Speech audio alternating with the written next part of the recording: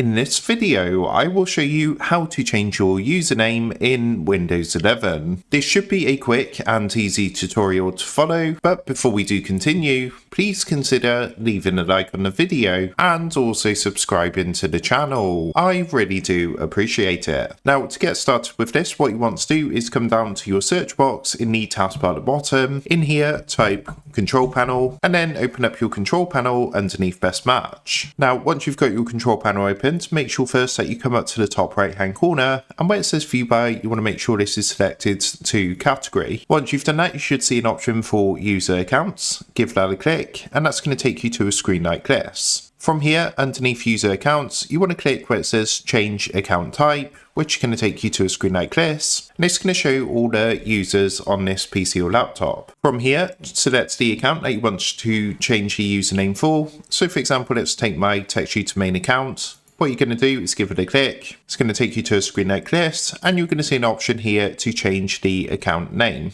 Give that a click, and that's going to take you to another window like this, where you can enter your new account name. So what I can do, for example, is change this to Martin, my actual name, from TechTutor. As you can see, this name appears on your welcome and start screen, and to confirm the changes, just click on to change name down here. So once you've done that, as you can see, it's going to take us back to this screen, and you can see straight away that the username has changed. Now, the one thing you will notice is when you click onto your Windows Start icon, your old username might still be showing, but this will change when you sign out and sign back into the account. So at this point, if you just simply go ahead, restart your PC to fully apply the changes, and that will change your username in Windows 11. So that is how to change username in Windows 11. With that being said, I hope this quick tutorial did help you out today. And if this did help you out, I would really appreciate it if you was to consider dropping down below the video, leaving a like, and also subscribing to the channel. With that being said, I just want to take a minute to thank you guys for watching this quick tutorial, and I will see you in the next video.